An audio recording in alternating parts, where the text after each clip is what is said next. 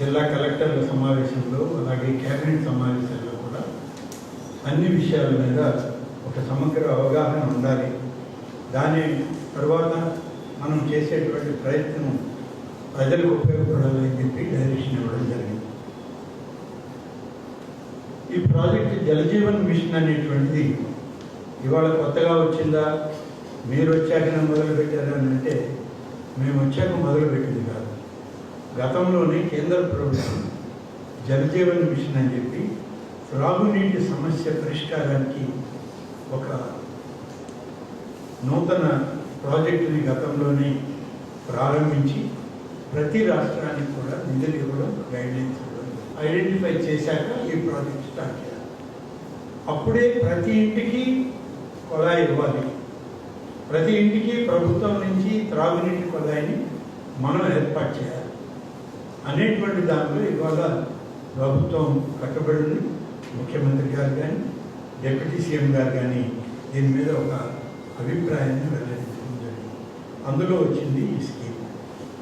ఇప్పుడు ఎస్సీ గారిని అడిగేది, నెల్లూరు జిల్లాలో గడిచిన ఈ జలజీవన్ మిషన్ అనేటువంటిది మొదలయ్యాక ఎన్ని స్కీమ్స్ శాంక్షన్ అయ్యాయి, ఎంత అమౌంట్ మంజూరు చేశారు, మనం ఎంత ఖర్చు చేయగలిగాం, ఎన్ని స్కీమ్స్ కంప్లీట్ అయ్యి ఎన్ని ఇన్కంప్లీట్ ఉన్నాయి, అసలు మొదలుపెట్టిన అన్ని ఇన్కంప్లీట్ అని అనేది ఒకసారి డీటెయిల్స్ ఎస్సీ గారు చెప్పగలిగితే మనం ఫైనాన్షియల్గా 150 crores అయినా టేకప్ చేసింది. అవును సార్, 160.16 crores టేకప్ చేశారు సార్. టేకప్ చేశారు. ఎంత ఖర్చు చేశారు దాంట్లో? ఇప్పుడు వీటన్నిటికీ టెండర్స్ మనం పిలవాలి సార్, పర్మిషన్ తీసుకోవాలి. వర్క్స్ ఇప్పుడు కంప్లీట్ అయిన వర్క్స్ అన్ని కంప్లీట్ అయిన 11. అవును సార్. ఎంత అమౌంట్ అయింది దానికి? 110 crores ఖర్చు అయింది సార్. 11 వర్క్స్కి 110 crores ఖర్చు పెట్టారా? ఎంత సార్?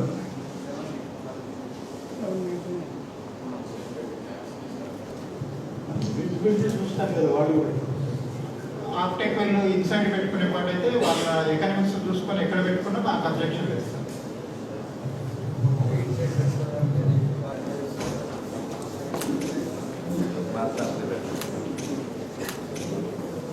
అయ్యో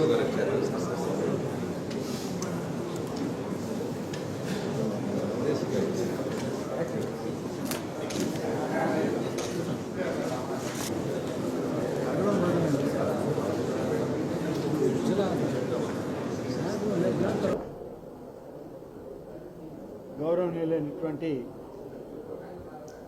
జిల్లా ఇన్ఛార్జ్ కలెక్టర్ గారు, అలాగే ఆర్డబ్ల్యూఎస్ ఎస్సీ గారు, సోమశల ప్రాజెక్ట్ చైర్మన్ గారు కలిసి ప్రాజెక్ట్ ఇంజనీర్లు,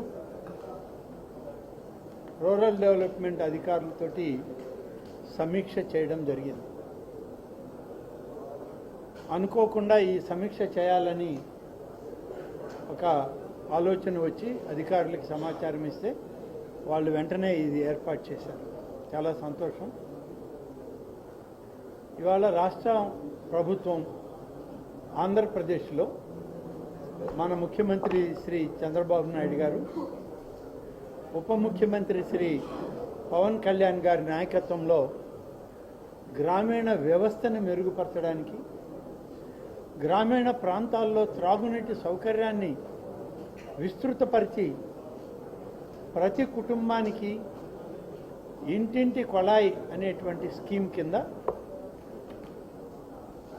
నీరుని ఇవ్వడానికి, త్రాగునీరుని ఒక ఆలోచన చేసి ప్రోగ్రాం చేయడం జరిగింది. గతంలోనే కేంద్ర ప్రభుత్వం జలజీవన్ మిషన్ అని ఈ ప్రోగ్రాం స్టార్ట్ చేసి ఆంధ్రప్రదేశ్ రాష్ట్రానికి నిధులు మంజూరు చేయడం, కొన్ని వేల స్కీములు మంజూరు చేసి ఇవ్వడం, వేల కోట్ల రూపాయలు కూడా మనకి ఇవ్వడం జరిగింది. కానీ దురదృష్టం, గత ప్రభుత్వం గత పరిపాలనలో త్రాగునీటికి ప్రాధాన్యతను ఇవ్వలేదు. కేంద్ర ప్రభుత్వం నిధులు ఇస్తామని చెప్పినా ఆ నిధులను వాడుకోలేనటువంటి దుస్థితి. ప్రతి ఇంటికి మంచినీటి కుళాయి ఇవ్వాలి అని కేంద్ర ప్రభుత్వం ఆశించి నిధులు రాష్ట్రాలకు ఇస్తే ఆంధ్రప్రదేశ్లో రాష్ట్రం మాత్రం ఆనాడున్న ప్రభుత్వం నిర్లక్ష్యం చేసింది. ప్రాజెక్టులు తీసుకోలేదు, నిధులు ఖర్చు చేయలేదు. దాదాపు 10-15% కుటుంబాలకు కూడా త్రాగునీరు ఇవ్వలేదు. ఇది నాటి పరిపాలన. ఈరోజు అధికారంలోకి వచ్చినటువంటి ఎన్డీఏ ప్రభుత్వం కేంద్ర ప్రభుత్వం నుంచి ప్రధానమంత్రి నరేంద్ర మోడీ గారి యొక్క ఆశీస్సులతో చంద్రబాబు నాయుడు గారు ముఖ్యమంత్రిగా ఈ ప్రాజెక్టును ముందుకు తీసుకువెళ్లాలని పవన్ కళ్యాణ్ గారితో కలిసి ప్రతి ఇంటికి కుళాయి ఇవ్వాలి, మంచినీరు ఇవ్వాలి అని చెప్పి ప్రాజెక్టుని తీసుకొని ఏర్పాటు చేశాం. జలజీవన్ మిషన్ అనేటువంటి కార్యక్రమాన్ని గతంలో అమలు చేసినా అది సంతృప్తికరమైన స్థాయిలో లేదు. కాబట్టి ఈ ప్రభుత్వంలో మొదలు కాని ప్రాజెక్టులన్నీ కూడా రద్దు చేసి కొత్త ప్రాజెక్ట్ రిపోర్ట్లను తయారు చేసి ప్రతి గ్రామానికి, ప్రతి గ్రామ పంచాయతీలో ఉన్న గ్రామాల హ్యాబిటేషన్ గ్రామాలకు కూడా త్రాగునీరు ఇవ్వాలి, అది కూడా ప్రతి ఇంటికి కుళాయి సౌకర్యం ఇవ్వాలి అని చెప్పి ఈ ప్రభుత్వం ఆలోచన చేసి పనులు మొదలుపెట్టింది. దానిపైనే ఈరోజు ఎంతవరకు మన వాళ్ళు ఇంజనీరింగ్ అధికారులు ప్రతిపాదనలు ఇచ్చారు, ఎంతవరకు ఈ ప్రాజెక్టులు చేయాలని ఆలోచన చేస్తున్నారు, వీటి మీద నెల్లూరు జిల్లాలో రివ్యూ చేయాలని చెప్పి ఇప్పుడు రివ్యూ చేయడం జరిగింది. ఈ సమీక్షలో ఇంకా సమగ్రత, స్పష్టత రావాల్సిన అవసరం ఉంది. అందుకనే జిల్లా కలెక్టర్ గారికి, ఎస్సీ గారికి ఇప్పటికే చెప్పాను. ఆర్డబ్ల్యూఎస్కి సంబంధించినటువంటి ఎగ్జిక్యూటివ్ ఇంజనీర్లు, డిప్యూటీ ఎగ్జిక్యూటివ్ ఇంజనీర్లు ప్రతి నియోజకవర్గ శాసనసభ్యుడితో కలిపి వీళ్ళు ఇప్పుడు ప్రతిపాదిస్తున్నటువంటి ప్రతిపాదనలు వాళ్ళ ముందు పెట్టి సమీక్ష చేసుకున్నట్లయితే తప్పనిసరిగా ఒక మంచి కాంప్రహెన్సివ్ ఉమ్మడి నెల్లూరు జిల్లా ప్రాజెక్ట్ వస్తుంది. దానికి నిధులు మనం సమకూర్చుకోవడానికి అవకాశం ఉంటుందని చెప్పి వారికి సూచించడం జరిగింది. త్వరలోనే రాష్ట్ర ప్రభుత్వం కూడా థర్డ్ పార్టీ కన్సల్టెంట్స్ని అపాయింట్ చేసింది. ఫిబ్రవరి 4వ తారీఖు నుంచి ఈ జిల్లాలో థర్డ్ పార్టీ కన్సల్టెంట్స్ కూడా వచ్చి మన అధికారులతో సమన్వయం చేసుకొని వాళ్ళు రిపోర్ట్ తయారు చేస్తారు. 2 రిపోర్ట్లు కూడా సమగ్రంగా అధ్యయనం చేసి మరొక 3 మాసాల్లో సమగ్ర నివేదికను తీసుకొని ఆ నివేదికని రాష్ట్ర ప్రభుత్వం ద్వారా కేంద్ర ప్రభుత్వానికి పంపించే ప్రయత్నం చేయడానికే ఇప్పుడు ఏర్పాట్లు చేస్తూ ఉన్నారు. ఈ త్రాగునీటి అవసరాలకి ఇప్పుడున్న మన ప్రభుత్వం ముఖ్యమంత్రి గారి ఆదేశాల మేరకు ఇచ్చినటువంటి సూచన, సర్ఫేస్ వాటర్ ఎక్కడైతే రిజర్వాయర్ ఉందో ఆ రిజర్వాయర్ నీరు ఎక్కడ లభ్యమవుతుందో అక్కడి నుంచే ఈ నీటి సరఫరా జరగాలి. ఎక్కడ పడితే అక్కడ బోర్లల్లోనో, బావుల్లోనో, చెరువుల్లోనో ఇలా తీసుకొని ఆ నీటిని సరఫరా చేయడం అనేది చేస్తే ఆ నీరు పరిశుభ్రంగా లేదు. రెండవది, అవసరమైన నీరు కొన్ని సందర్భాల్లో రావటం లేదు, ఇబ్బందికరంగా ఉంది. అందుకని సర్ఫేస్ వాటర్ ఎక్కడైతే మనకి పెద్ద రిజర్వాయర్లు, నీటి ప్రాజెక్టులు ఉన్నాయో అందులో నెల్లూరు జిల్లాకు అవసరమైంది సోమశిల ప్రాజెక్టు ఉంది, 78 టీఎంసీల ప్రాజెక్టు. అలాగే తెలుగుగంగలో అంతర్భాగమైన కండలేరు రిజర్వాయర్ ఉంది, 68 టీఎంసీల ప్రాజెక్టు. ఈ 2 రిజర్వాయర్లను బేస్ చేసుకొని ఉమ్మడి నెల్లూరు జిల్లా, అలాగే కొంత చిత్తూరు జిల్లాలో కూడా కొన్ని మండలాలు దీనిలోకి వచ్చే విధంగా ఈ ప్రాజెక్ట్ నిర్మాణం చేయాలనేటువంటిది ఇవాళ ప్రభుత్వం యొక్క లక్ష్యం. ఈ లక్ష్యంలో భాగంగా దాదాపుగా సోమశిల ప్రాజెక్టు నుంచి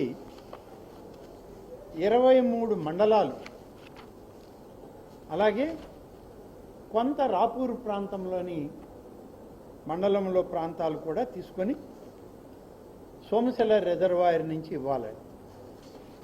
అలాగే కండలేరు రిజర్వాయర్ నుంచి మరొక 23 మండలాలు ఉమ్మడి నెల్లూరు జిల్లాలో తీసుకొని ఈ 2 రిజర్వాయర్ల నుంచి త్రాగునీటికి ప్రాజెక్టును తీసుకురావాలనేదే ప్రభుత్వం యొక్క లక్ష్యం. ఈ లక్ష్యంలో తయారు చేసే ఈ ప్రాజెక్టుకి రాష్ట్ర ప్రభుత్వం ఇప్పటికే సూచనప్రాయంగా ఒక నామకరణని నిర్ధారించడం జరిగింది. దాని పేరే అమృతధార. అమృతధార అనేటువంటి రాష్ట్ర ముఖ్యమంత్రి వర్యులు, ఉప ముఖ్యమంత్రి వర్యులు ఇద్దరు కలిసి కేబినెట్లో దీన్ని సమీక్షలో చెప్పినటువంటి నామకరణం అమృతధార. ఈ అమృతధార ప్రాజెక్టులో రాష్ట్రంలోని అన్ని హ్యాబిటేషన్స్కి నీరు ఇవ్వాలి. అందులో భాగం ఉమ్మడి నెల్లూరు జిల్లా. ఇప్పటికీ సూచనప్రాయంగా మన అధికారులు ఇచ్చిన అంచనా ఈ ఉమ్మడి నెల్లూరు జిల్లాకి 8,400 కోట్ల రూపాయలు తాత్కాలిక అంచనాగా ఈ ఉమ్మడి జిల్లాలో ఈ 2 రిజర్వాయర్ల కింద 46 మండలాలకి ఉన్నటువంటి జనాభాకి నీరు ఇవ్వాలనేదే మా ప్రతిపాదన.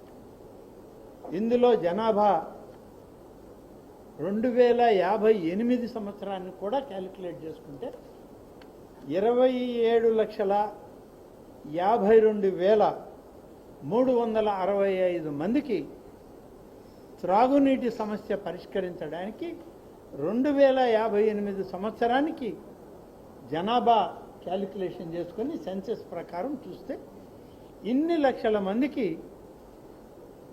ఇప్పటి నుంచే ప్రణాళికలను తయారు చేసుకొని ఈ ప్రాజెక్ట్ చేయడం మొదలవుతుంది. 2011 సెన్సెస్ ప్రకారంగానైతే 20,09,000 జనాభా ఉంది ఈ జిల్లాలో. 2058 సంవత్సరానికి ఏదో 27,52,000కి పెరుగుతుంది. కాబట్టి అప్పటి అంచనాలకు కూడా సరిపడేటువంటి జనాభా నిష్పత్తిలో త్రాగునీరు సరఫరా చేయడానికి ఏర్పాటు చేస్తూ ఉన్నాం. సోమశిల రిజర్వాయర్ నుంచి 1.58 టీఎంసీల నీరు త్రాగునీటి అవసరాలకి ఈ 24 మండలాలకి ఇవ్వాలనేటువంటిది ఒక అంచనా. ఆ నీరు తీసుకోవడం జరుగుతుంది. అలాగే కండలేరు రిజర్వాయర్ నుంచి 23 మండలాలకు 2.64 టీఎంసీల నీరు అక్కడి నుంచి తీసుకునే ప్రయత్నం చేస్తుంది.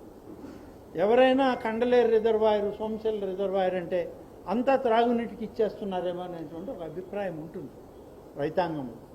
కానీ అటువంటి అభిప్రాయం అవసరం లేదు. మనకున్నటువంటి నీటి అవసరాలన్నింటినీ సమకూర్చుకుంటూ ఇరిగేషన్ వ్యవసాయానికి ఏ రకమైన నీటిని మనం వాడుతున్నామో, ఇప్పటికే త్రాగునీటి అవసరాలకు పట్టణ ప్రాంతాలకు, నగర ప్రాంతాలకు ఏ విధంగా అయితే ఇస్తున్నామో వాటన్నిటినీ ఫిల్ఫిల్ చేస్తూనే, పూర్తి చేస్తూనే ఈ కొత్త ప్రతిపాదన సోమశిల నుంచి 1.58 టీఎంసీలు, కండలేరు తెలుగుగంగ నుంచి 2.64 టీఎంసీల నీటిని తీసుకునేదానికి ప్రతిపాదనలు పంపిస్తున్నాం. దీనికి రాష్ట్ర ప్రభుత్వం కూడా ఆమోదిస్తుంది. ఎందుకంటే ఇవాళ దేశంలో రాజ్యాంగపరంగా ఉన్నటువంటి హక్కు త్రాగునీటి అవసరాలను తీర్చడం. ఇది రాజ్యాంగ హక్కుల్లో ప్రధానమైనటువంటి హక్కు. ప్రతి పౌరుడికి త్రాగునీరు ఇవ్వాలి, పరిశుభ్రమైన తాగునీరు ఇవ్వాలి. ఆ పరిశుభ్రమైన తాగునీరు ఇవ్వడానికి ఇవాళ చేసేటువంటి ఈ ప్రయత్నమే ఈనాడు అమృతధార కార్యక్రమంలో ఆంధ్రప్రదేశ్లో నెల్లూరు జిల్లాలో దాదాపుగా 8,400 కోట్ల రూపాయలని తాత్కాలిక అంచనాలతో మన అధికారులు ఇప్పటికి తయారు చేశారు. కన్సల్టెంట్స్ వస్తున్నారు. వాళ్ళు కూడా మరొక 2 మాసాల్లో రిపోర్ట్ ఇచ్చాక పూర్తి స్థాయిలో ఈ జిల్లాలో, ఉమ్మడి జిల్లాలో 46 మండలాలు ప్లస్ చిత్తూరు జిల్లాలో మరొక 4-5 మండలాలు కలిపి ఎంత మొత్తం ఖర్చు చేయాల్సి వస్తుందో అప్పుడు ప్రాధాన్యత క్రమంలో తీసుకోవడం జరుగుతుంది. దీంట్లో ఉన్న డ్రింకింగ్ వాటర్ రిజర్వాయర్స్ ఉన్నాయి, పాతవి పాడైపోయినవన్నీ తొలగిస్తాం, కొత్తవి కడతామని, అలాగే డ్యామేజ్ అయినవి ఉన్నాయి వాటి స్థానంలో కొత్తవి నిర్మాణం, పార్షియల్ డ్యామేజ్ ఉంటే వాటిని తొలగించేదానికన్నా రిపేర్లు చేయడం, ఎక్కడెక్కడైతే లేడర్స్ పోయినాయో, పైప్ లైన్స్ పోయినాయో, మోటార్లు, పంప్ సెట్స్ రిపేర్స్ ఉన్నాయో వాటన్నిటినీ రెక్టిఫై చేయడం, ఇవన్నీ కూడా ఈ ప్రాజెక్టులోనే ఇంక్లూడ్ చేసుకొని పనులు చేయడం జరుగుతుంది. ఉన్నటువంటి ఎగ్జిస్టింగ్ సిస్టమ్కి అదనంగా ఈ ప్రాజెక్ట్ తీసుకురాగలిగితే మరొక 3 సంవత్సరాల్లో శాశ్వత త్రాగునీరు ప్రతి ఇంటికి కుళాయి ద్వారా ఇవ్వడానికి ఇవాళ రాష్ట్ర ప్రభుత్వం చేస్తున్న కృషిలో భాగంగా ఈ నెల్లూరు జిల్లాలో కూడా అధికారులతో కలిసి సమీక్షించాం.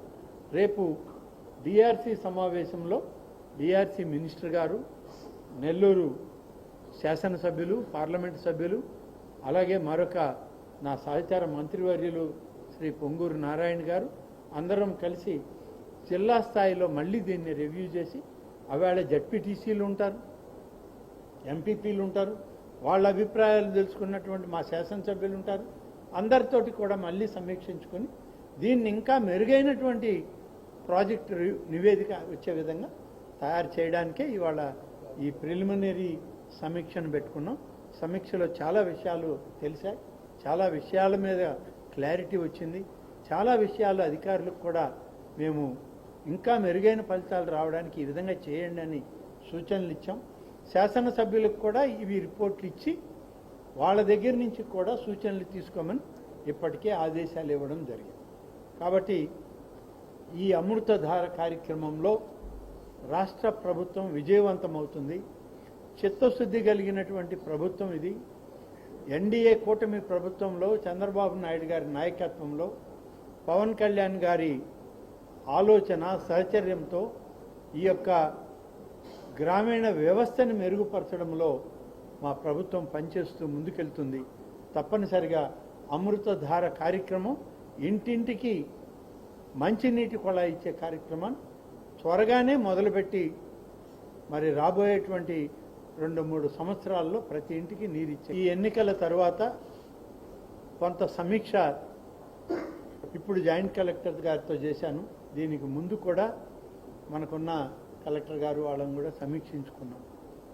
దురదృష్టం ఏంటంటే 10 సంవత్సరాల క్రితం 2014 ఉమ్మడి ఆంధ్రప్రదేశ్లో అప్పుడు మొదలుపెట్టినటువంటి నేను ప్రారంభించి అక్కడ నుంచి బయటకు వచ్చినప్పుడు ఏ పనులు అయితే మొదలుపెట్టామో 10 సంవత్సరాలు కూడా ఇంకా పనులు పూర్తి కాదు. ఇవాళకి అలాగే ఉండిపోయాయి. ఇంత నిర్లక్ష్యం గడిచిన ప్రభుత్వంలో అప్పుడు ఉన్నటువంటి శాసనసభ్యులు ఉన్నారు. అప్పుడు కూడా ఆత్మకూరు నియోజకవర్గంలో మంత్రులుగా పనిచేశారు.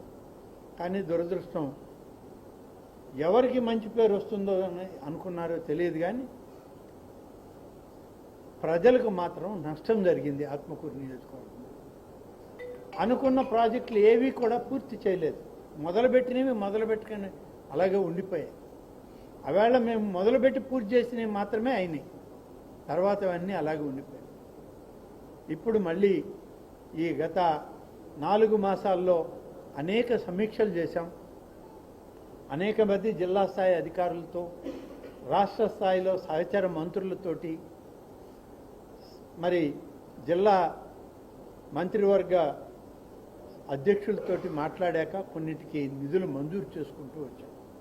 జిల్లా కలెక్టర్ గారి యొక్క నిధుల్ని కూడా కొన్ని తీసుకొని పూర్తి చేస్తున్నాం.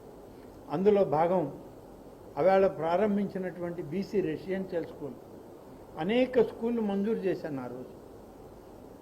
జనరల్ గర్ల్స్ రెసిడెన్షియల్ స్కూల్ ఆత్మకూరులో ఆడబిడ్డలకి సరైన విద్యా అవకాశాలు లేక మధ్యలో వాళ్ళు చదువు మానేస్తున్నారనే ఉద్దేశంతో గర్ల్స్ రెసిడెన్షియల్ స్కూల్స్ జనరల్ మొదలుపెట్టాను, ఎస్సీ మొదలుపెట్టాను, బీసీ మొదలు పెడతామంటే ఆగిపోయింది. ఇప్పుడు దాన్ని మళ్ళీ రివైవ్ చేశాం. భవనాలు లేకపోతే తాత్కాలిక భవనాలు, ఆవేళ నా హయాంలో కట్టిన పాలిటెక్నిక్ కాలేజ్ భవనాల్లోనే ఒక భాగం తీసుకొని ఇవాళ మొదలు పెడుతున్నాం. మళ్ళీ రాబోయే ఆర్థిక సంవత్సరంలో నిధులు మంజూరు చేయించి 5 ఎకరాల స్థలం ఆత్మకూరులో తీసుకొని కొత్త భవనాల్లో బీసీ రెసిడెన్షియల్ స్కూల్ నిర్మాణానికి 10-11 కోట్ల రూపాయలు మంజూరు చేయిస్తున్నాం. ఇప్పుడు తాత్కాలికంగా ఈ సంవత్సరం మొదలు పెడుతున్నాం.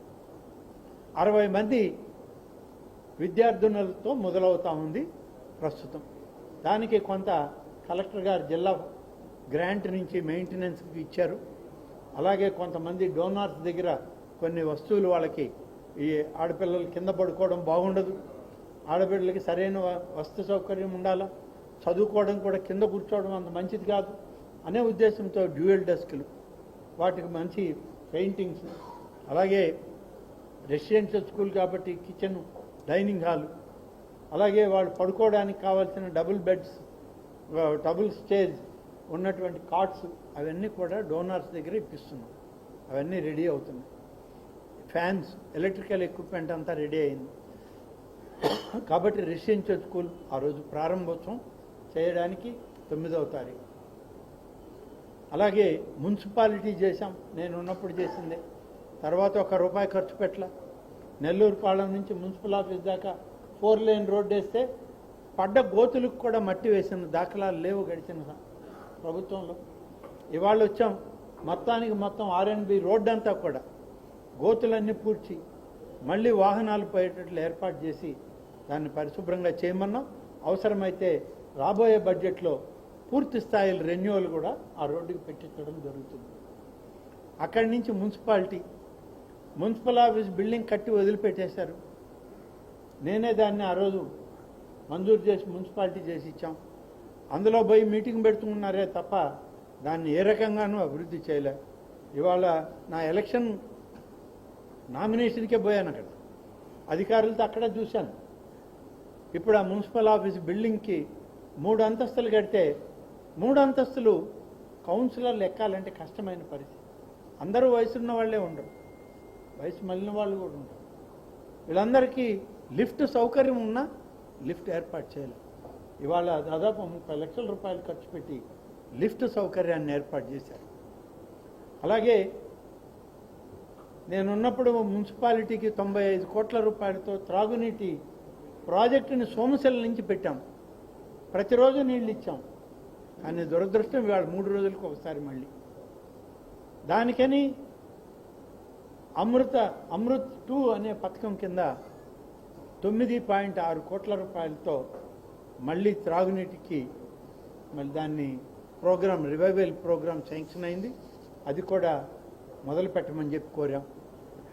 ఆత్మకూరు కొత్త మున్సిపాలిటీ, పార్కులు బ్యూటిఫికేషన్ ఉండాలి, మంచి వాతావరణం ఉండాలి, పట్టణ వాతావరణం అని చెప్పి 2 కోట్ల రూపాయలు రాష్ట్ర ప్రభుత్వం మన మంత్రి నారాయణ గారు మంజూరు చేస్తే అది కూడా ఆ రోజు పనులు మొదలు పెట్టడానికి.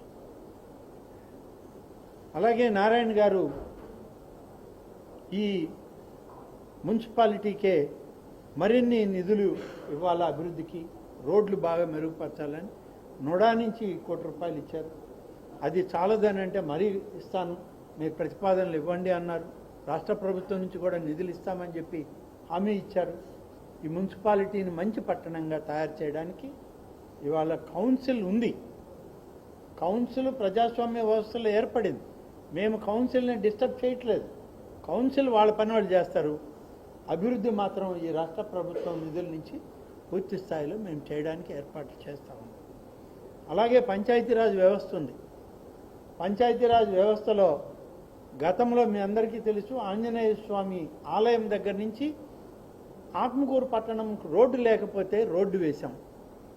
తార్ రోడ్డు, మంచి రోడ్డు వేస్తే దానికి గోతులు పెడితే ఆ గోతులు కూడా ఇటీవల మేమే పూడ్చాం.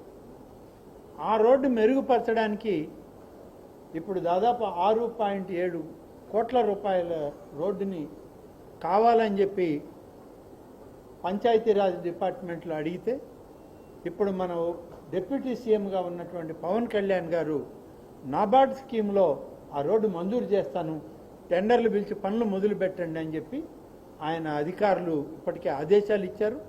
అధికారికంగా ఆర్డర్ రావాల్సింది. బహుశా దానికి కూడా ఆర్డర్ కానీ వస్తే అది కూడా ఆ రోజు శంకుస్థాపన చేసి పనులు మొదలు పెట్టడం జరుగుతుంది. ఆత్మకూరుకు వెళ్తే ఉండడానికి స్థానం లేదు.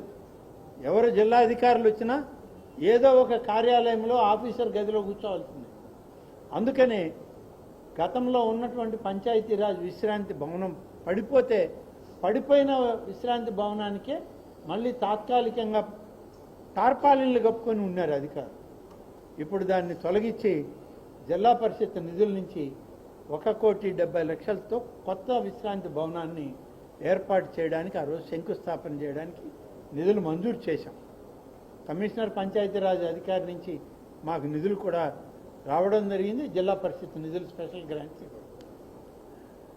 ఆర్ఎన్బి అధికారులు అప్పుడు మొదలు పెడితే ఆ గెస్ట్ హౌస్ కూడా అలాగే ఉండిపోయింది.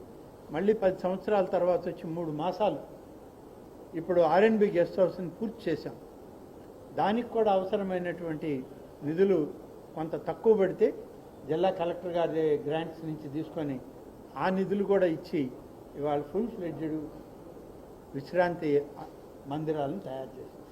ఇలా ఒకటొకటి ఏది చేయడానికి అవకాశం ఉందో, నిధులు ఎక్కడ ఉన్నాయో, ఏవైతే ఆనాడు నిలిచిపోయాయో అవన్నీ మెరుగుపరుస్తూ ఈరోజు అభివృద్ధి కార్యక్రమాలకి 9వ తేదీన ఆత్మకూరులో శ్రీకారం చుడుతున్నాం.